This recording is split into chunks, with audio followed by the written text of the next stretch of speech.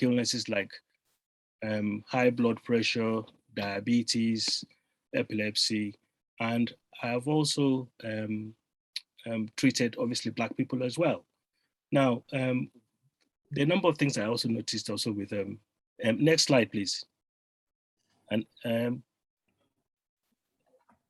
yes, so thank you.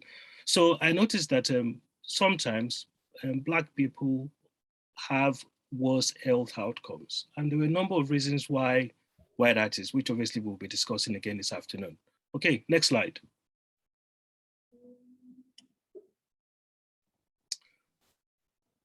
Okay, so this talk is based on my experience, some evidence or research, some history as well, which I will discuss, as well as obviously my interaction with the Black community. So I have friends, I have family, I have colleagues, obviously, who are all, African. And like I said previously also, I've been to Nigeria where we have done some medical missionary work. So that's been my experience. Next slide. So what are the causes of inequality? There are quite a few. So I think the first thing to probably say is inadequate self-care. So the World Health definition of self-care is individuals, communities, basically looking after themselves, preventing disease, and looking after themselves when they're ill as well.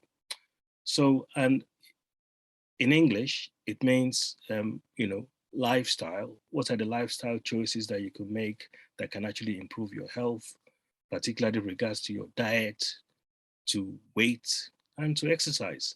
So, for example, when I was going to go to Nigeria, I went and did some research about weight and obesity, and I was quite surprised to learn that Nigeria was number 10 in terms of obesity in the world, which was really a surprise to me. Okay, next slide. So ignorance. I thought of a better word to put, rather than ignorance, but I'm not sure actually there is. So if you were ignoring your symptoms like headache or indigestion or passing blood in your urine, there's, I'm afraid, no other words or ways to actually describe it. And men in particular are guilty of this. I often come across men in my practice whereby their partners have been asking them to go to hospital or go to their GP, and they haven't done so until when they've actually almost and sometimes virtually collapsed.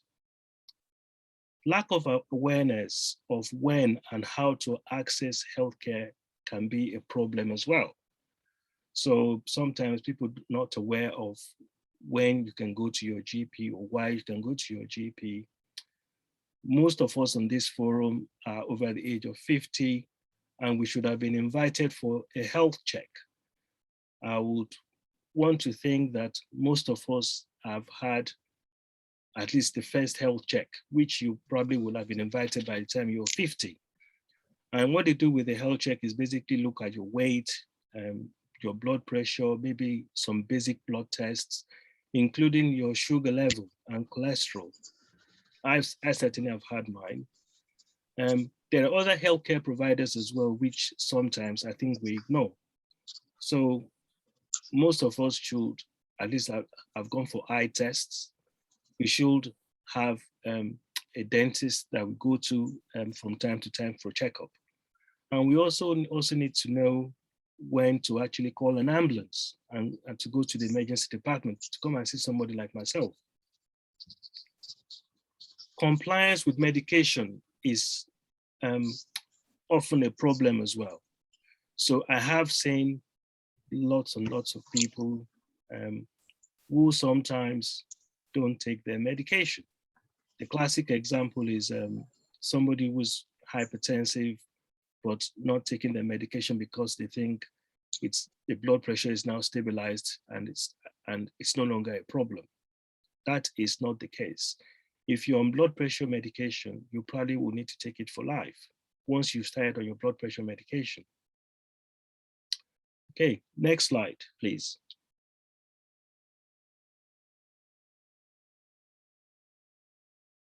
Right, misinformation. So social media. I think of social media as the good, the bad, and the ugly. What do I mean by that? So it can be used for good. So for example, to promote business, particularly during this time of COVID, where lots of things had to go online, um, education, training, but can be used in a bad way as well, particularly with regards to misinformation and propaganda. And it can be ugly as well. So, there's lots of conspiracy theories, there's lots of falsehood, and things, information that can be misleading as well. And I think it was also probably actually also used in the US and probably I think in the UK as well to try maybe even influence elections. So with regards to healthcare, I think with regards to the COVID vaccination, um, I think social media didn't really help with regards to the COVID vaccination. It caused a lot of vaccine hesitancy, particularly in Black and other ethnic minorities. Now, it is okay to have doubts about any health intervention, and that's okay. But I think that um, was misused, and people took opportunities to then actually cause fear in people to the extent that there were lots of Black people, even till today, who have refused to have the vaccination. And unfortunately, some of them actually then got the COVID and some didn't do too well. I'm sure many of us on this forum will remember the rumors about the 5G network that was going around a while ago.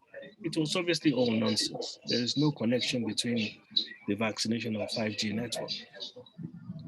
The other thing that often happens on social media is, unproven remedies are sometimes um, promoted. I've certainly seen lots of videos of things like steam or even the anti-protozoal medicine called ivermectin that was being used and promoted for COVID. From time to time, people do send me videos of health remedies that they've seen on social media to comment on, and I usually would tell them they should just ignore them. But unfortunately, many people actually, post these um, videos without verifying the accuracy or even the person who was written it. Next slide. Communication issues. So for us Nigerians, obviously, many of us, English is probably our first or second language and shouldn't be a problem. However, I found out that medical terminologies from healthcare workers and patients might not actually mean the same thing. So for example, when a patient says to me that they've collapsed, I usually will ask them what they mean by collapse, because to a healthcare practitioner, collapse means temporary loss of consciousness. But to non-healthcare workers, they might not realize that that is what collapse actually means. The other thing I found out was that different terminologies are actually used in Nigeria for medical conditions. So for example, Nigerians don't use the word collapse, but they use the word slum instead. And I was quite surprised, and it took me some time to actually get used to some of those terminologies. So it is important that healthcare workers and patients are actually saying the same thing. I've also come across situations whereby our people have this, some difficulty describing exactly the symptoms that they've got. So a classic example would be somebody who is having chest pain. Now, this is, to be fair, it's not just limited to Black people. Some people describe it as indigestion. Some people can't actually quite describe it, which can present a problem and can be misleading or can even delay treatment that the patient might be entitled to. Now, all these things can lead to a language barrier and also maybe sometimes misunderstandings as well, which is obviously not ideal. Next slide, please. So attitude and belief play a very important part in healthcare and sometimes the difficulties and challenges that we have. So let me first address lack of trust. Some of you may have heard of the syphilis study in the US that lasted 40 years. So this was a study whereby African Americans were enrolled into a study. This was a completely unethical study that was racist. These men had latent syphilis. The plan was to see how they were going to do and how the disease was going to progress or otherwise in these patients. That was the initial intention of the study.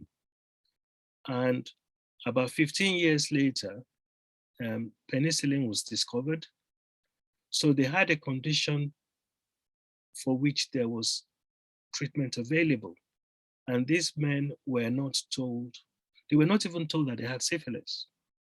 They were not offered penicillin. And this study carried on for decades. And it was only in 1972 when somebody blew the whistle and the study was then stopped. I believe that President Bill Clinton apologized for this study, and the few participants of the studies that were still alive at the time were invited to the White House, and they apologized to them on behalf of the US government. This is probably one of the worst forms of faulty and obviously racist research. And it did undo, a lot of damage actually to the belief in healthcare. Then there's obviously the one in Nigeria in 1996 where Pfizer was doing research on children with meningitis, and these children, and some of these children unfortunately died. So this was not very nice. And I think Pfizer actually has paid, did compensate the parents of these children. And it was pretty bad as well. So people also do sometimes have fear of hospitals, fear of even going to the GP, which I suppose to a degree is understandable. Religion can be a problem as well. Some religious organizations discourage medical interventions, but promote untested or unethical alternatives. Obviously, this is not ideal. We sometimes also suffer from misconception. Medical science does not always have all the answers to solutions. And not everybody can be cured. Inferiority complex. So this can happen on part of the patient. An example would be pretending to understand what is going on when they don't understand. I think most of us do suffer inferiority complex in one area or the other. For example, I don't know very much about cars. So whenever I take my car to the garage, I completely rely on somebody telling me what's wrong with the car.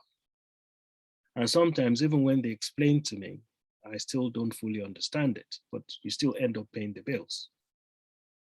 But I suppose, healthcare is far more important than, trying to repair your car. Next slide, poverty. This is a complex issue. It's multifactorial. There are all sorts of things that feed into this. So unemployment, lifestyle, diet, self-care, housing. One of the things that became obvious during the COVID was that families who lived in overcrowded houses with often 2 or 3 generations of people were more prone to catching COVID. So this can also be an issue as well for our people. Next slide.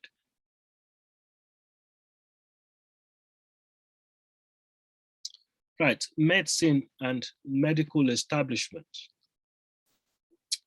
So disease pattern in Black people. Black people, sometimes there are some diseases that are more common in Black people. So for example, prostate cancer is more common in Blacks than in any other race. Some diseases are more aggressive. For example, hypertension. So it is not uncommon for Africans to be on 3, 4 different types of medication to control hypertension.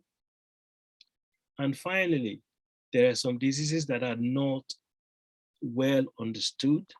We're not quite sure why Black people seem to be more prone and seem to have more adverse effects. The classic example of that will probably be COVID. So I remember very well that when COVID first started last year, it was so obvious that it was having a disproportionate effect on Black people and ethnic minorities, which even today with research, I don't think it's really even yet fully understood. Uninformed consent. So sometimes we are guilty of not explaining the choices, benefits, and risks of treatments available to patients and their families in order for them to have an informed choice. I would want to think that particularly for non-emergency and indeed even emergency treatment, that this discussion should be had, because most treatments, whilst might have benefits, they do actually have risks and risks of complications as well. Lack of awareness and experience of the healthcare worker. We are in the West. Most of the healthcare workers that will be looking after you and me were trained in the West. They are more used to treating Caucasians. So due to no fault of theirs, some healthcare workers have little experience of treating Black people. And so, for example, there are some things that are not quite as obvious in Black people. The classic example is a Black person who is anemic. It may not be as obvious as in a Caucasian, because when Caucasians are anemic, they look really pale. Blacks don't often look quite as pale. And that can be a challenge. The other issue, which is now being addressed also, is that there are certain conditions that might look slightly different in Black people. And in fact, the interesting thing about this was that it took a medical student, who was being trained in St. George's in London, to start a book. I think it was a book on rashes, on just to, to show that certain types of rashes look different in Black people. And this is now, I believe, being introduced into the medical curriculum in some medical schools, which is obviously a big achievement.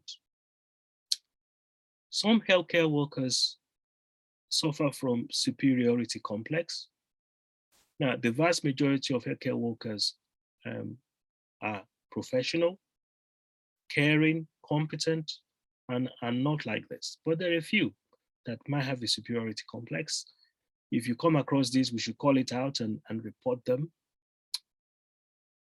Racism and prejudice may be unintentional, may be intentional, it may be subtle, and occasionally obvious.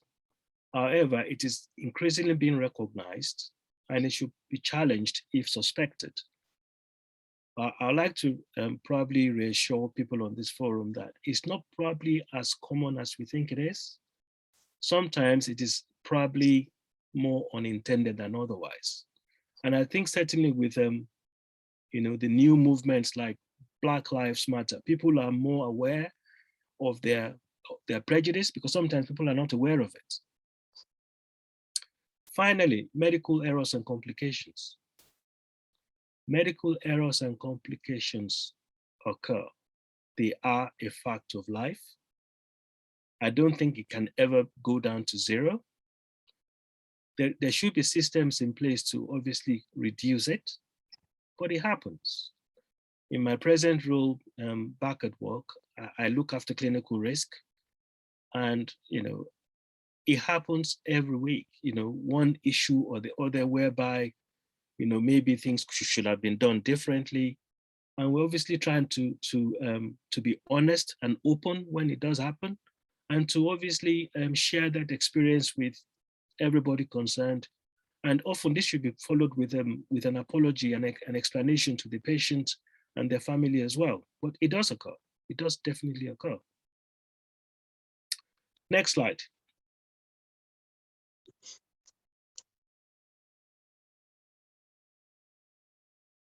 Right, consequences. So what are the consequences of all of this? So late presentation of illnesses, poor experience sometimes. It can then obviously lead to lack of trust, which obviously is just self-fulfilling, which can also, another problem would be, poor attendance at GPs, or even poor uptake of vaccinations, reluctance or refusal to go to hospitals, which all combine to lead to worse clinical outcomes. Next slide, please. So what are the possible solutions? So I think I'll state the obvious: health is wealth. We need to take ownership of our health. So one of the things that I thought about was this. Some of you may have heard of the 80-20 principle. So the way I'll put this is this: we are 80% responsible for our health, and healthcare organizations probably can only do 20%. So actually, the onus and the primary responsibility is ours.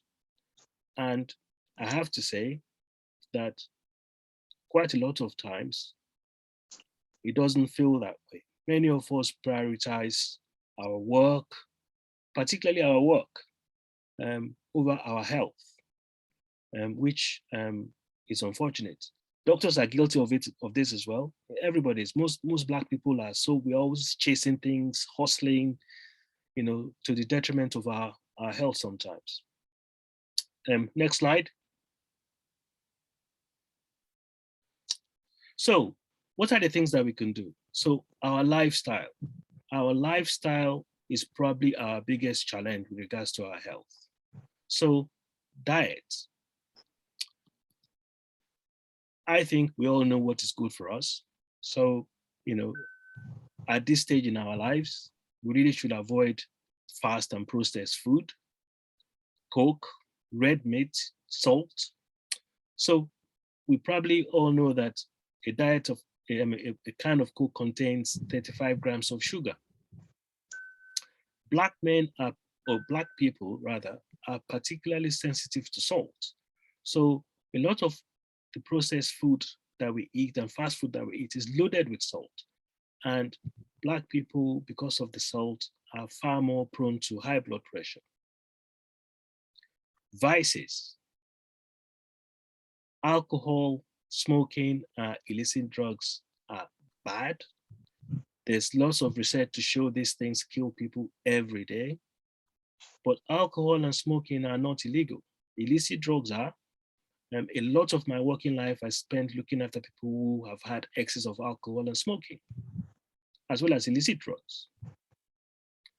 Exercise. There are so many benefits of exercise, including weight control. And 30 minutes of walking per day is actually sufficient.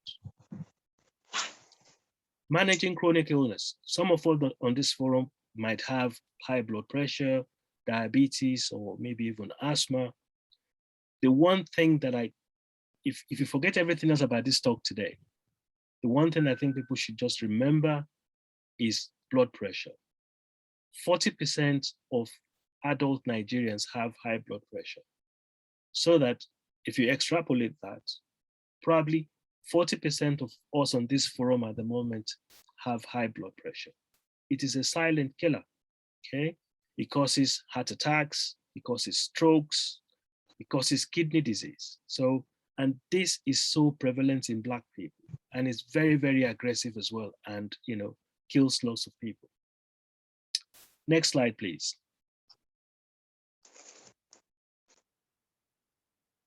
Right, health awareness. So my advice with regards to social media is very simple. If you cannot verify the author, the time, and the accuracy of what you've read or the video that you've seen, ignore it.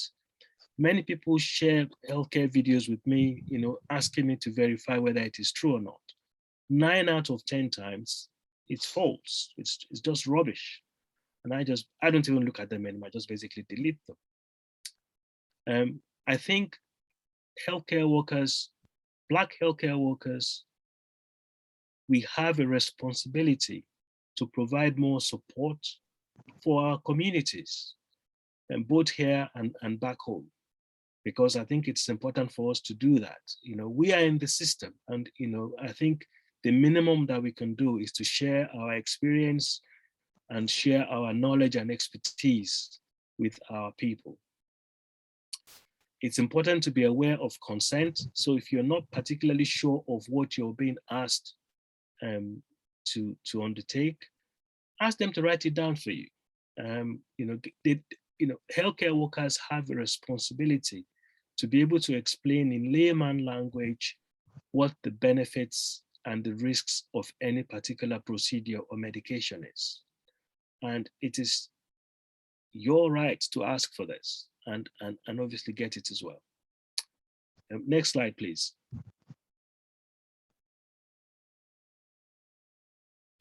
Right, so I think everyone should have a bit of first aid. So if you've got any chronic illness like blood pressure or diabetes, make sure that you don't run out of your medication.